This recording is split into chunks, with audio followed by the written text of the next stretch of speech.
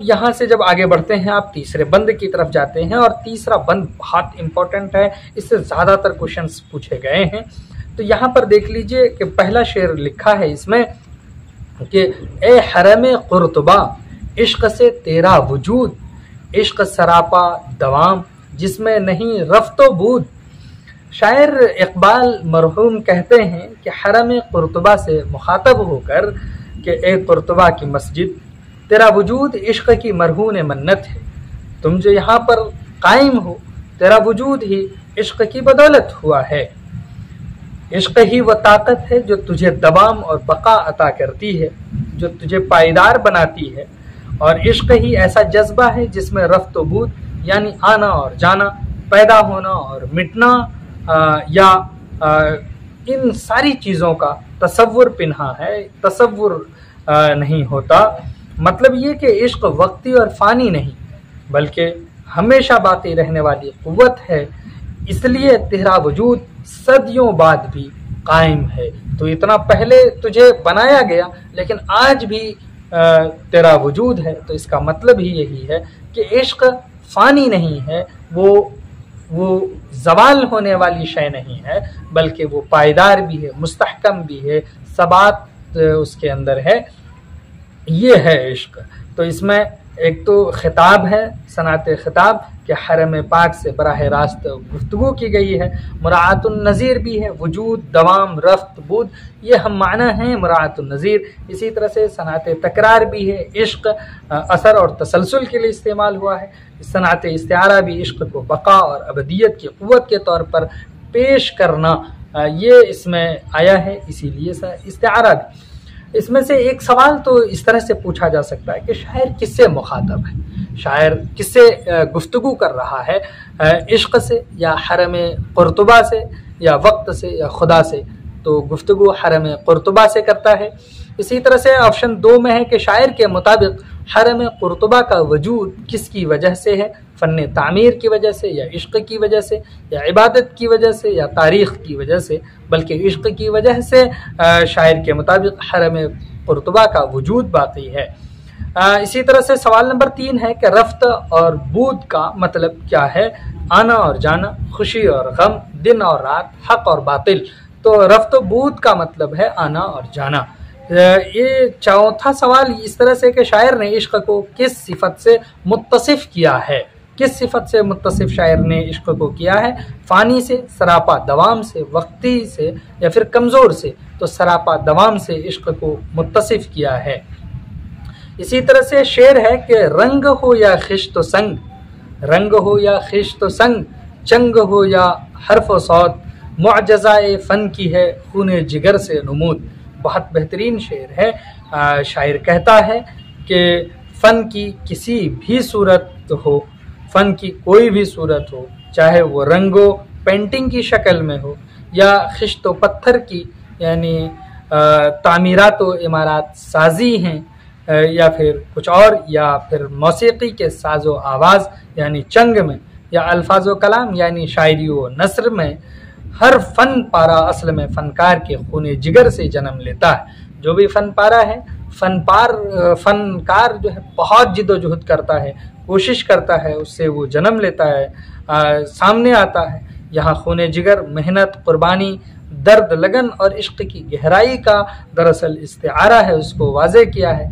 और इस शेर से ये मतलब वाज़े होता है कि सच्चा फ़न आसानी से नहीं बनता। जो भी सच्चा फ़न होगा, अच्छा फ़न होगा, वो आसानी से सामने नहीं आएगा, बल्कि फ़नकार अपनी जानो दिल की तवानाई उसमें सर्फ करता है, वो जानो दिल को लगा देता है, मेहनतो क़ुव्वत की पूरी ताकत को झोंक देता है, तब वो फ़न वजूद में आता है। तो इसमें सनातें अगर हैं तो वो पहले नंबर पे है सनात मुराअतुन नज़ीर, जैसे रंग, खिश्त, संग, चंग, हर्फ, सौत, सब फ़नून लतीफ़ा से मुताल्लिक़ हैं और ये सारे एक हैं। तो सनात मुराअतुन नज़ीर है। सनात इस्तिआरा भी इसमें खूने जिगर से मुराद गहरी मेहनत व लगन है। सनात तिबाक भी रंग यानी खिश्त व संग, बसरी फ़नून, चंग, हर्फ व सौत, समई फ़नून हैं, एक दूसरे के अपोजिट हैं। सवाल इस तरह से हो सकता है कि चंग से मुराद क्या है, पत्थर, साज़े मौसीकी, कलम या रंग। इसी तरह से दूसरा सवाल है कि शायर के मुताबिक मुअजिज़ाए फ़न के किससे जाहिर होता है, दौलत से, खून जिगर से, किस्मत से या वक्त से। सवाल नंबर 3 है कि खून जिगर किस चीज़ का इस्तिआरा है, कुर्बानी और मेहनत, बीमारी, दोस्ती, गुस्सा। तो कुर्बानी और मेहनत का इस्तिआरा खून जिगर है। सवाल नंबर 4 है कि शायर ने फ़न की कौन कौन सी अक़साम का जिक्र किया है। तो इसमें शायर सिर्फ मौसीकी और शायरी, मुसव्विरी, तामीरात, मौसीकी और कलाम का, या फिर सिर्फ तामीरात और मुसव्विरी, या फिर सिर्फ शायरी का। तो इसमें मुसव्विरी, तामीरात, मौसीकी और कलाम, इन सारे फ़नून का जिक्र किया है। शायर इसके बाद एक शेर ये कहता है कि क़त्रे खूने जिगर सिल को बनाता है दिल, क़त्रे खूने जिगर सिल को बनाता है दिल, खूने जिगर से सदा सोजो सुरूरो सुरूद। इस शेर में ये शायर कहता है कि एक क़त्रे खूने जिगर ऐसा मुअजिज़ा दिखाता है कि बेजान पत्थर यानी सिल को दिल की तरह धड़कता और महसूस करने वाला बना देता है। यही खूने जिगर जब फ़न में ढलता है तो इससे पैदा होने वाली सदा में सोज यानी दर्दो असर, सुरूर यानी लुत्फ़ व कैफ, और सुरूद यानी मौसीकी व नगमगी आ जाती है। यानी फ़न का असल सरचश्मा फ़नकार का खुलूस, कुर्बानी और दिल की गहराई है, जो बेजान चीज़ों को भी ज़िंदगी अता कर देता है। इसमें सनअत इस्तिआरा का इस्तेमाल है, यानी खून जिगर, मेहनत, इश्क और इखलास से इस्तिआरा है।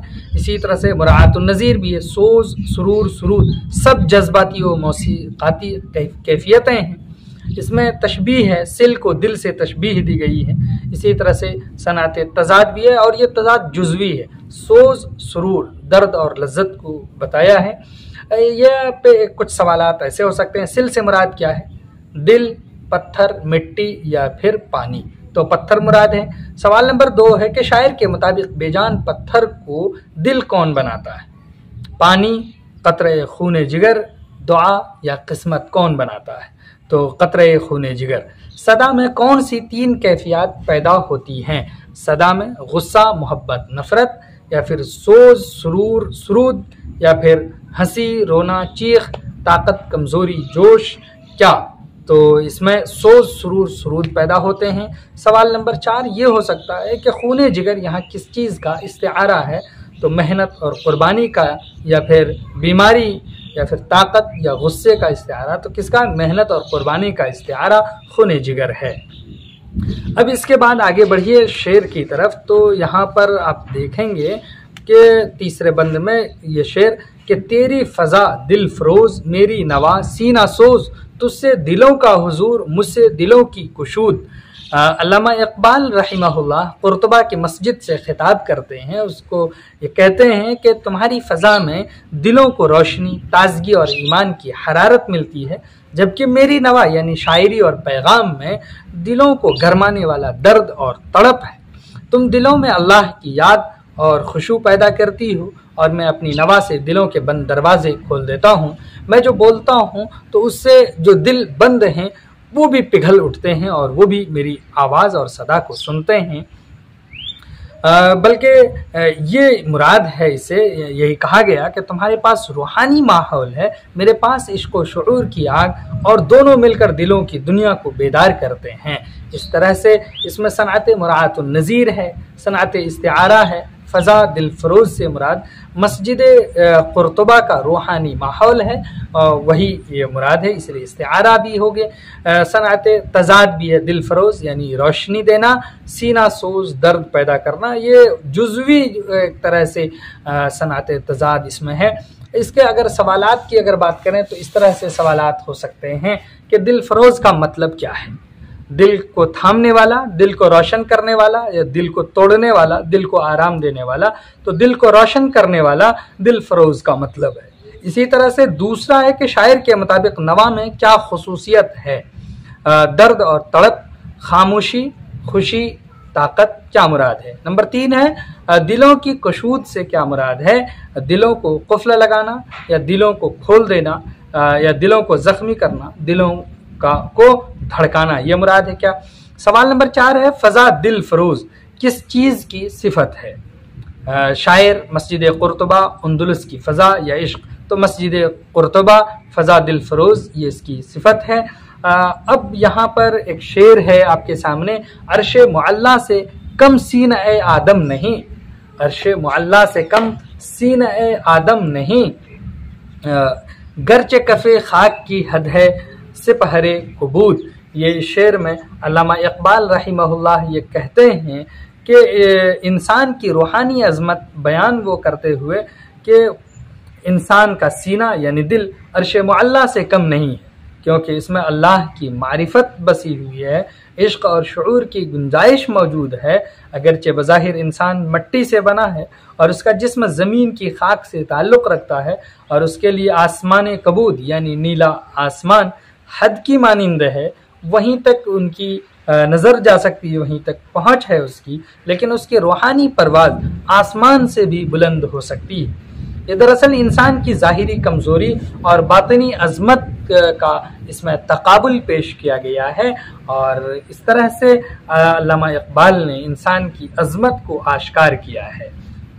इसमें सनात तज़ाद है, कफ़े खाक और अर्श मुअल्ला, और सनात तशबीह भी है, सीना-ए आदम को अर्श मुअल्ला से तशबीह दी गई है। मुराअतुन नज़ीर भी है, अर्श सिपहर कुबूद यानी आसमानी वो बुलंदी के अल्फाज हैं ये सारे, तो ये भी इसमें पेश हुए। अगर इस शेर को पढ़ते हुए आप गौर कर पाएंगे तो इसके सवालात ऐसे हो सकते हैं, शायर के नज़दीक सीने आदम किसके बराबर है, कोहे तूर के बराबर या अर्श मुअल्ला के बराबर, सिपहरे कुबूद के बराबर या काबा के बराबर, तो अर्श मुअल्ला के बराबर है। सवाल नंबर 2 है कि कफ़े खाक से मुराद क्या है, ज़मीन का ज़र्रा, चांद, पहाड़ या बारिश का कतरा, तो कफ़े खाक से मुराद है ज़मीन का ज़र्रा। इसी तरह से सवाल नंबर 3 है कि शेर में कौन सा बुनियादी मौजू है, मट्टी की कमज़ोरी है या इंसान की रूहानी अज़मत, आसमान की वसात या ज़मीन की पस्ती, क्या मुराद है इसमें। इसी तरह से सवाल नंबर 4 है कि सिपहरे कुबूद का मतलब क्या है, सब्ज़ ज़मीन, नीला आसमान या बर्फ पोश पहाड़ या बहरे ओक़ियानूस क्या है। तो सिपहरे कुबूद से मुराद नीला आसमान है, ये इससे मुराद है। अब यहाँ से आगे बढ़िए, शेर लिखा है इसमें वो ये कि पैकरे नूरी को है सजदा मुयस्सर तो क्या, मुयस्सर भी पढ़ते हैं इसको, मयस्सर भी पढ़ते हैं। पैकरे नूरी को है सजदा मयस्सर तो क्या, उसको मयस्सर नहीं सोजो गुदाज़े सुजूद। तो इस शेर में इकबाल रहिमहुल्लाह बताते हैं कि इबादत की असल रूह पर उन्होंने जोर देते हुए ही कुछ कहा है कि अगर नूरी पैकर यानी फरिश्ते को सजदा करने की सआदत मिल भी जाए तो इसकी हकीकत उस वक्त तक कामिल नहीं जब तक इसमें सोजो गुदाज़े सुजूद न हो, यानी सजदा करने की जो है जो एक तपिश और तड़प है वो जब तक शामिल न हो तब तक जो है उसकी हकीकत मुकम्मल नहीं हो सकती है, कामिल नहीं हो सकती। फरिश्ते इबादत करते हैं मगर उनमें वो तड़प, इश्क और दिल की गहराई नहीं जो एक मोमिन के सच्चे सजदे में होती है। यानी सजदे की असल कद्र ज़ाहिरी झुकने में नहीं बल्कि दिल की कैफियत और इश्क इलाही में है। जितना ये दिल इश्क इलाही से मामूर होगा, भरा हुआ होगा, उसमें वो जज्बात पिन्हा और पोशीदा होंगे, उतने ही उसकी जो है इबादतें मुकम्मल होंगी और वो इसी वजह से मोमिन के इस बुलंद मुकाम तक पहुंच सकता है। इसमें सनात तज़ाद का इस्तेमाल हुआ है, ज़ाहिरी यानी अमल देखिए तो सजदा है और इसी तरह से सोज़ो गुदाज़ जो बातिनी कैफियत है। तशबीह दी गई है, फरिश्ते को पैकरे नूरी कहा गया है। इसी तरह से मुराअतुन नज़ीर है, सजदा, सुजूद, सोज़ गुदाज़, ये सब जो है मुराअतुन नज़ीर की मिसालें हैं। तो यहाँ पर अगर आप गौर करें तो एक क्वेश्चन तो ये होगा कि पैकरे नूरी से क्या मुराद, इंसान मुराद है, फरिश्ता मुराद है, चांद मुराद है या नबी मुराद है, तो फरिश्ता मुराद है। सवाल नंबर 2 है, शायर के नज़दीक सजदे की असल रूह क्या है। शायर के नज़दीक असल रूह सोज़ो गुदाज़ या ज़ाहिरी झुकाव है, वक्त की पाबंदी है या तादाद रकात है, तो सोज़ो गुदाज़ है मुराद। इसी तरह से सवाल नंबर 3 है कि इस शेर में इबादत की किस पहलू पर जोर है, जिस्मानी कुव्वत पर या दिल की कैफियत पर या इज्तिमाई इबादत पर या खामोशी पर, किस पर जोर है, तो दिल की कैफियत पर जोर है। शेर में इस पहलू को बहुत वाज़ेह किया गया है। फरिश्ते के सजदे में किस चीज़ की कमी है, आजिज़ी की या सोज़ की या इल्म की या नूर की, तो फरिश्ते के सजदे में सोज़ की, गुदाज की कमी है। अब इसके बाद एक शेर है, काफिर हिंदी हूँ मैं देख मेरा ज़ौक़ शौक़, काफिर हिंदी हूँ मैं देख मेरा ज़ौक़ शौक़, दिल में सलातो दुरूद लब पे सलातो दुरूद। इस शेर में अल्लामा इक़बाल अपनी इनक़लाबी खुद एतमादी और रूहानी वाबस्तगी ज़ाहिर करते हैं। वो कहते हैं कि अगरचे मैं हिंदुस्तान में पैदा हुआ हूँ, हिंदुस्तान में मेरा जन्म हुआ है और दुनियावी पहचान मुझे हिंदुस्तान से मिले हैं, और दुनियावी जो शनाख्त के एतबार से लोग मुझे हिंदी कहें, लेकिन मेरा दिल इश्क़ रसूल सल्लल्लाहु अलैहि वसल्लम और इश्क़ इलाही से भरा हुआ है। खुदा से जो है मेरा दिल मामूर है, मेरे दिल में भी सलात व दुरूद की रोशनी है और मेरे लबों पर भी सलात व दुरूद की तस्बीह जारी है। हम दोनों काम बैक वक्त करते हैं, यानी हम नमाज भी पढ़ते हैं, विर्द भी करते हैं, और फिर हम झुकते भी हैं और हम टहलते भी हैं। ये सारी बातें कही गई हैं कि हम ज़ाहिरदारी में भी और बातनी तौर पर भी दोनों तरह से हम लगे हुए हैं। वो मामूर है मेरा दिल। इस तरह शायर वाज़ेह करता है और ये बताना चाहता है कि असल शनाख्त ईमान और इश्क है, न कि जोग्राफिया या कौमियत है। इसमें अगर गौर करें तो शायर कहते हैं सनात तज़ाद भी काफिर हिंदी ज़ाहिरी निस्बत है, सलातो दुरूद ये बातिनी ईमान है। तो इस तरह से सनात तज़ाद जो जुज़वी तौर पर कहिए तो पेश हुआ। मुराअतुन नज़ीर भी है, दिल, लब, सलात, दुरूद, ये सब के सब मुराअतुन नज़ीर की मिसाल है। और इसमें मुबालगा है, बहुत बड़ा मुबालगा, कि इश्क़ व शौक़ की शिद्दत का इजहार इसमें किया गया है। तो शायर काफिर हिंदी कहकर किस बात की तरफ इशारा करता है? अपने कुफ्र की तरफ, अपनी जोग्राफियाई निस्बत की तरफ, या अपनी बेदीनी की तरफ, या अपनी जहालत की तरफ इशारा करता है? तो अपनी जोग्राफियाई निस्बत की तरफ वो इशारा करता है इस शेर में काफिर हिंदी से। शायर के दिल में क्या मौजूद है? शायर के दिल में क्या गुस्सा मौजूद है, या सलात व दुरूद मौजूद है, या तासुब मौजूद है, या दुनियावी मोहब्बत? तो सलात व दुरूद शायर के दिल में मौजूद है। तीसरा क्वेश्चन ये कि शेर में असल पैगाम क्या है? जोग्राफिया सब कुछ है, कौमियत सब कुछ है, इश्क़ रसूल असल पहचान है, या रस्म व रवाज अहम है? इसी तरह से सवाल नंबर 4 है कि लब पे सलात व दुरूद से क्या मुराद है? ज़ुबान पर दुआएं और नातें, यानी दुनियावी गाने, इसी तरह से खामोशी या अजान देना। तो ज़ुबान पर दुआएं और नातें लब पे सलात व दुरूद से मुराद है। इसी तरह से आखिरी शेर है इस बंद का कि शौक़ मेरी लय में है, शौक़ मेरी नय में है, शौक़ मेरी लय में है, शौक़ मेरी नय में है, नग़्मे अल्लाहू मेरे रगो पै में है। शेर में इक़बाल अपने अंदरूनी जज्बे इश्क़ इलाही की शिद्दत को बयान करते हैं। तो उसके अंदर जो शिद्दत है, जो जज्बात मामूर हैं, उसको बयान करते हैं। कहते हैं कि मेरा शौक़ और मेरी मोहब्बत सिर्फ ज़ाहिरी अल्फाज या अमाल तक महदूद नहीं, बल्कि मेरी हर हरकत, हर लय और हर तरन्नुम में जलवागर है। मेरे जिस्म की रग रग, मेरी हड्डियों और गोश्त पोश्त में अल्लाहू की सदा गूंजती है। यानी मेरा पूरा वजूद जिक्र इलाही में डूबा हुआ है, हर हर अंग से सदाए इलाही नमूदार होती हैं, वही बेदार होती हैं। सनअत इसमें इस्तेमाल हुई है तकरार लफ्जी है। शौक़ मेरी और है का बार बार इस्तेमाल, जिससे ज़ोर और रवानी पैदा हुई है। मुराअतुन नज़ीर, लय, नगमा, रगोपे इसमें है। मौसीकी और जिस्मानी कैफियत से मुताल्लिक़ ये अल्फाज हैं।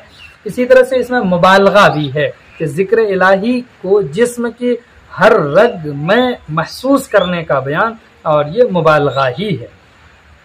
सवालात इस तरह से हो सकते हैं कि शायर के शौक़ की झलक कहाँ ज़ाहिर होती है? किताबों में, या फिर उसकी लय और नगमे में, उसके दौलत में, उसके दोस्तों में? तो उसके लय और नगमों में शौक़ की झलक ज़ाहिर होती। अल्लाहू शायर के कहाँ है? रगो पै में है। इसी तरह से सवाल नंबर 3 है, इस शेर का मरकज़ी मौजू क्या है? मौसीकी की खूबसूरती, दुनियावी शौक़, या इश्क़ इलाही की हमागीरी कैफियत, फ़न शायरी? तो इस शेर का मरकज़ी मौजू इश्क़ इलाही की हमागीर कैफियत है। इसी तरह से रगो-पय का मतलब क्या है? जिस्म की रगें और हड्डियां, लिबास और जूते, ख्यालात और जज्बात, मकान और सहन। तो जिस्म की रगें और हड्डियां रगो-पय का मतलब है। यहाँ से आगे बढ़िए अगले बंद की तरफ, यानी अभी तक हम पढ़ चुके हैं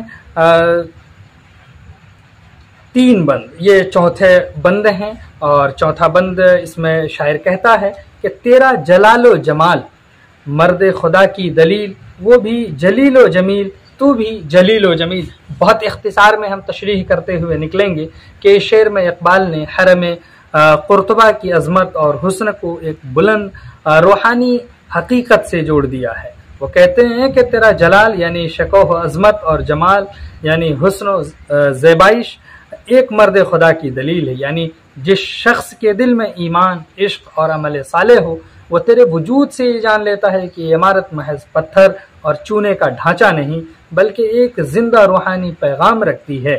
इकबाल मजीद कहते हैं कि तेरा वजूद भी जलील यानी अजीम और जमील यानी खूबसूरत है, और वो मर्द खुदा भी जलील और जमील है, क्योंकि दोनों का सरचश्मा एक ही इश्क और ईमान है।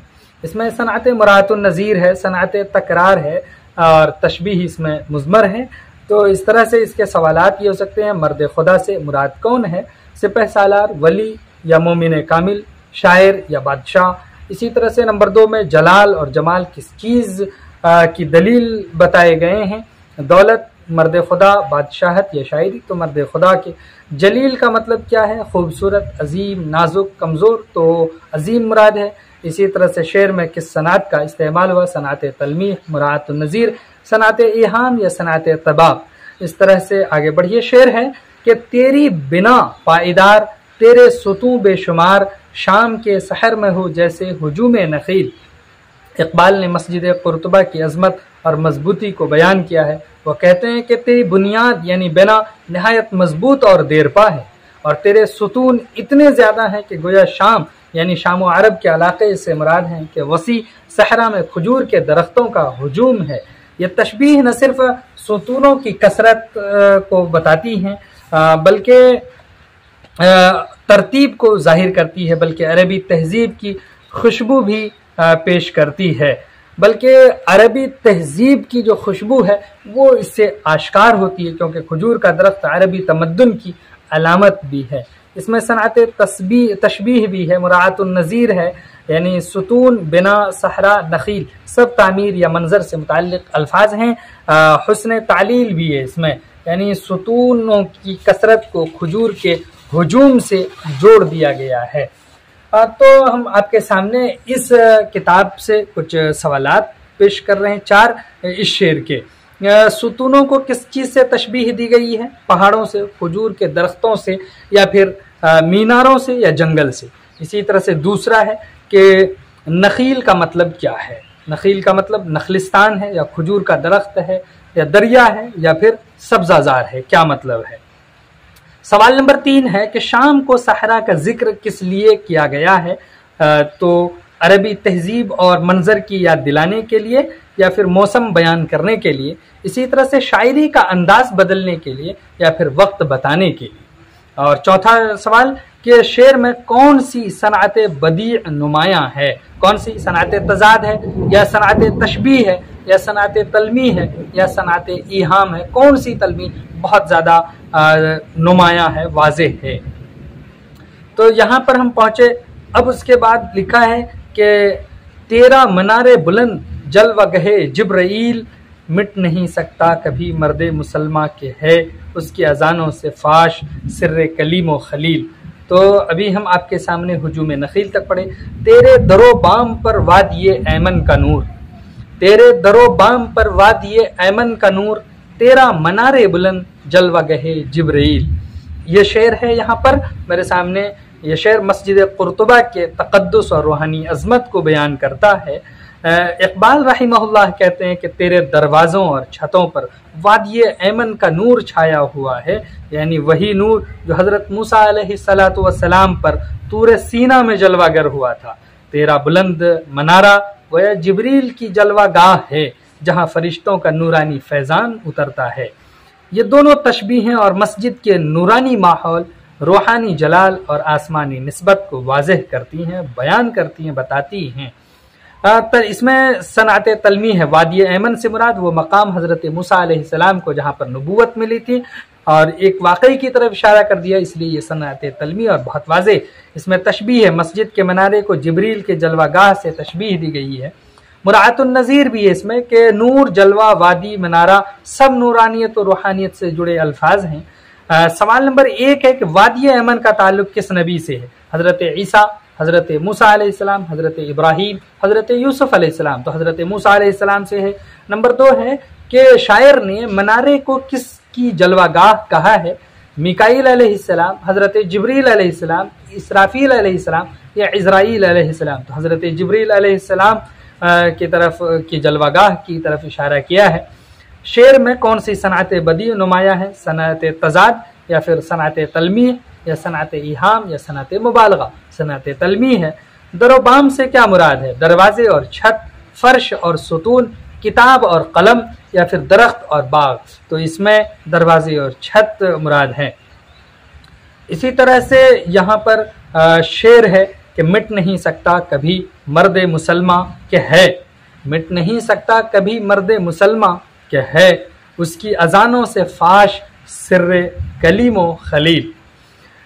इकबाल इस शेर में मुसलमान की अबदी और जिंदा हकीकत को बयान करते हैं। वो कहते हैं कि मर्द मुसलमान कभी मिट नहीं सकता क्योंकि उसकी अजानों में वो पैगाम और सच्चाई पोशीदा है जो हज़रत मूसा अलैहिस्सलातु वस्सलाम यानी वो मूसा जो कलीमुल्लाह हैं और हज़रत इब्राहीम अलैहिस्सलाम जो खलीलुल्लाह के सिर यानी राज को जाहिर करती है। यानी अजान इस्लाम की बुनियादी अकायद, तौहीद और रिसालत की ऐसी गवाही है जो तमाम अंबिया की तालीमात की असल है। तो इसमें सनात है तलमीह, कलीम हज़रत मूसा, खलील हज़रत इब्राहीम अलैहिस्सलाम की तरफ इशारा है। इसी तरह से मुराअतुन नज़ीर भी अजान, कलीम, खलील सब दीन और नबूवत के हवाले से जुड़े अल्फाज हैं। मुबालगा भी है इसमें, मुसलमान के मिट न सकने की बात को ताकीद के साथ बयान किया है।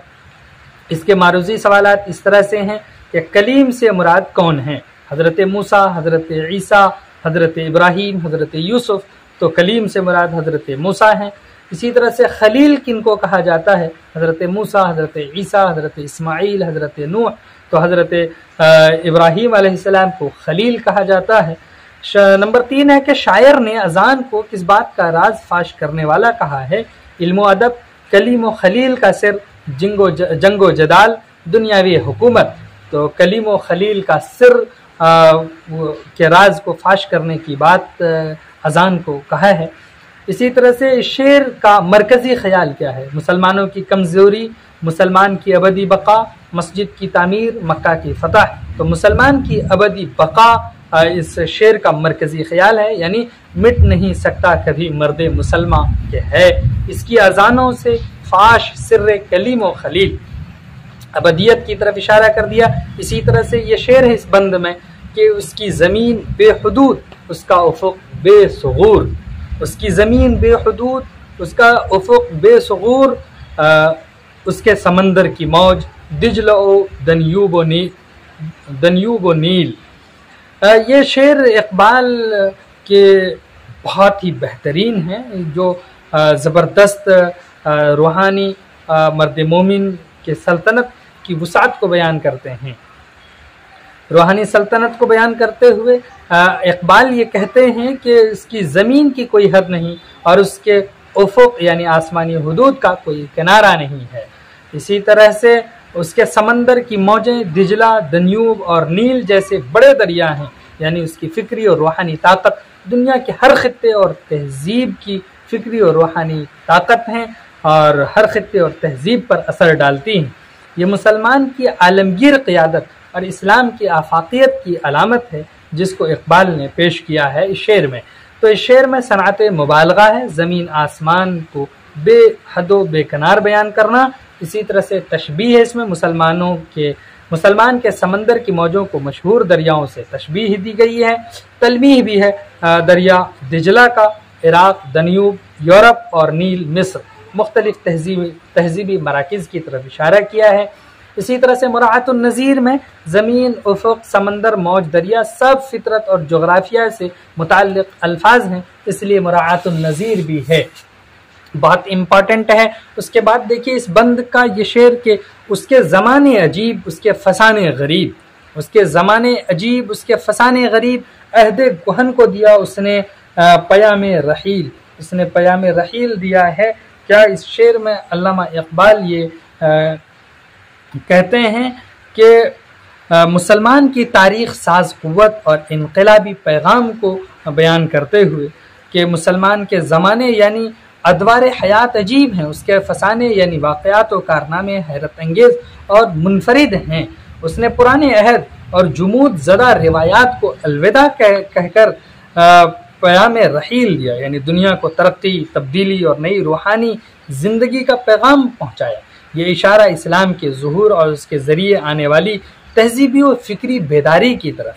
अगर इसकी सनअतों की बात करेंगे तो सनअत इसके हैं, इसमें सनअत तकरार है उसके, और इसके ज़रिए से ज़ोर पैदा किया गया है। मुराअतुन नज़ीर भी ज़माने, फसाने, वक्त और वाक़यात का ताल्लुक़ है। इसी तरह से सनअत तज़ाद भी अहद कुहन, पुराना ज़माना, और पयाम रहील, नया सफ़र, नया ज़माना। तलमीह भी है इसमें कि इस्लाम के आगाज़ और उसकी इस्लाही तहरीक की तरफ इसमें इशारा है। तो ये सब जो बताया जा रहा है सनअतों को, इसको गौर करके आप देख लीजिए उसकी तरफ, क्योंकि हमने वाज़े तौर पर बताते हुए कहा कि ये सनअत इसमें हैं साफ लफ्ज़ों में। तो आप दोनों शेर के जो सवालात हो सकते हैं वो देख लीजिए। बेसगूर का मतलब क्या है? बेहद या मजबूत, कमज़ोर, ऊंचा, तो बेहद यानी अनलिमिट।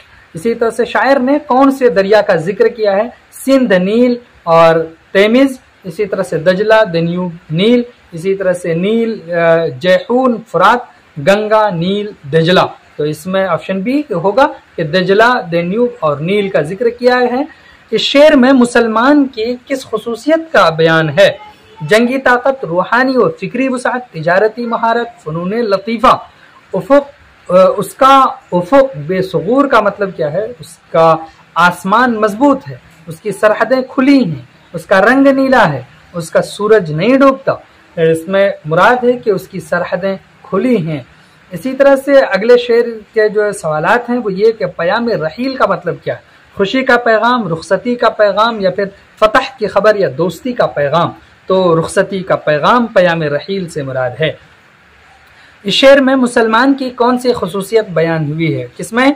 ये जो कहा कि उसके ज़माने अजीब, उसके फसाने गरीब, अहद कुहन को दिया उसने पयाम रहील। इस शेर में फ़नून लतीफ़ा से महारत या पुरानी रिवायात को तोड़कर नई राह दिखाना, माली ताकत या फ़ौजी हिकमत अमली। तो इस शेर में मुसलमान की खुसूसियत ये बताई कि पुरानी रिवायात को तोड़कर नई राह दिखाना, उसकी तरफ इशारा। अहद कुहन से मुराद क्या है? नया ज़माना या पुराना ज़माना, ख्वाब या फितरत? तो पुराना ज़माना अहद कुहन से मुराद है। कुहन मतलब ही होता है पुराना, अहद मतलब ज़माना। शायर ने ज़माने अजीब क्यों कहा है? मुसलमानों के अदवार गैर मामूली और अनोखे हैं क्या इसलिए, या फिर इसलिए कि मुसलमानों के अदवार छोटे हैं, मुसलमानों के अदवार आसान हैं, मुसलमानों के अदवार गमगीन हैं? क्या इस वजह से उन्होंने ज़माने अजीब कहा है? तो इसका सही जवाब है कि मुसलमानों के अदवार गैर मामूली और अनोखे हैं, इसलिए कहा है। अब इस बंद का ये शेर कि साक़ी अरबाब ज़ौक़, फारिस मैदान शौक़। साक़ी अरबाब ज़ौक़, फारिस मैदान शौक़, बादा है उसका रहीक़, तैग़ है उसकी असील। तो इस शेर में देखिए कहा जो जा रहा है वो इकबाल की ज़ुबानी है। इकबाल कहते हैं कि मुसलमान की रूहानी और अमली ज़िंदगी की दो अहम खुसूसियत को इस शेर में बयान करते हुए कि मुसलमान साक़ी है, यानी वो दूसरों को ज़िंदगी का सुरूर और ईमान की हरारत बांटता है, लेकिन वो आम लोगों जैसा नहीं बल्कि अरबाब ज़ौक़ यानी आला ज़ौक़ रखने वालों का रहनुमा है। वो फारिस मैदान शौक़ है, यानी इश्क़ इलाही और जिहाद फ़ी सबीलिल्लाह के मैदान में माहिर और बहादुर घुड़सवार की तरह सबसे आगे है। उसका बादा यानी शराब मारिफत खालिस और पाकीज़ा है, जिसे कुरान में रहीक़ कहा गया है। और उसकी तेग यानी तलवार असील है, यानी खालिस नेक मकसद के लिए उठने वाली हैं। यूं इकबाल ने मुसलमानों की शख्सियत में मोहब्बत और क़ुव्वत दोनों को जमा कर दिया है। इस शेर में अगर सनातों की बात करें तो वो सनात ये है कि सनात तशबीह, फारिस मैदान शौक़ में मुसलमानों को बहादुर घुड़सवार से तशबीह दी गई है। तलमीह भी है, रहीक कुरान में जन्नत की शराब के लिए आया है। सूरतुल मुतफ़्फ़िफ़ीन में अर्रहीकुल मख्तूम आया है, तो इससे सनात तलमीह हो गई। मुराअतुन नज़ीर भी है, साक़ी, बादा, रहीक सब शराब महफिल से मुताल्लिक़ अल्फाज हैं। हुस्न तज़ाद भी है, मोहब्बत व मारिफत यानी बादा, और जादो क़ुव्वत यानी तैर, ये सब भी है। तो इसके सवालात ये पूछे जा सकते हैं, रहीक का मतलब क्या है? पानी, खालिश शराब, खुशबू या क़ुव्वत? खालिश शराब मुराद है रहीक से। फारिस मैदान शौक़ से मुराद क्या है? आम घोड़सवार या इश्क़ व अमल में माहिर इंसान, सिपह सालार या शायर। तो इश्क़ व अमल में माहिर इंसान फारिस मैदान शौक़ से मुराद है। इस शेर में मुसलमान की कौन सी दो सिफात बयान हुई हैं? इल्म व दौलत, मोहब्बत व क़ुव्वत, सखावत व तिजारत या फ़क्र व ग़िना। तो इसमें मोहब्बत व क़ुव्वत जो ताकत है, मुसलमान की जो सिफात हैं, ये बयान हुई हैं। तैग़े असील से कौन मुराद है? खालिस लोहे की तलवार यानी ज़ैनती हथियार, या पुरानी तलवार या लकड़ी का हथियार, क्या इससे मुराद है? खालिस लोहे की तलवार तैग़े असील से मुराद है।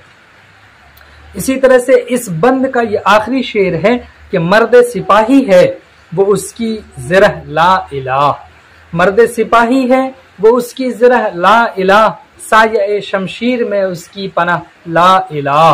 ये शेर है। शेर में इकबाल ने मुसलमानों की जंगी और रूहानी दोनों पहचान को एक साथ बयान कर दिया, क्योंकि इससे पहले वाले शेर में मुसलमानों की ताकत को दिखाया और साथ ही उनकी मारिफत को भी बताया और उनकी मोहब्बत को भी जमा करके ये दिखाया। यहाँ पर भी जो है दो पहचान, जंगी और रूहानी, एक साथ उनकी की है। मुसलमान एक मर्द सिपाही है, यानी बहादुर, नज़्म ज़ब्त वाला और मारके के लिए तैयार, लेकिन उसकी जंगी तैयारी सिर्फ ज़ाहिरी हथियारों तक महदूद नहीं।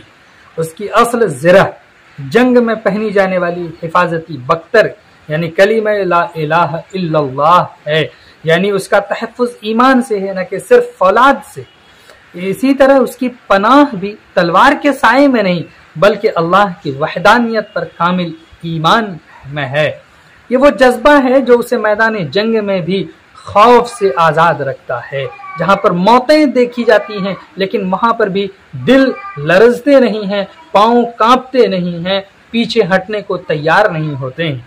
तो इस शेर में सनात इस्तिआरा है, ज़रह ला इलाह में ईमान की बख्तर से तशबीह, तज़ाद है मादी हथियार शमशीर और रूहानी ताकत ला इलाहा इल्लल्लाह, माहौल के अल्फाज।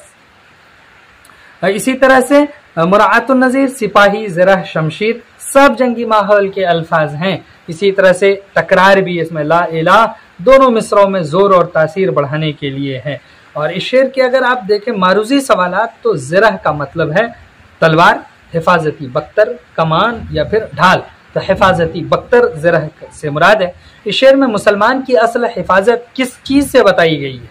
हथियार, ज़रह, ईमान तौहीद से या घोड़ा से? तो ईमान तौहीद से इस शेर में मुसलमान की असल हिफाजत बताई गई।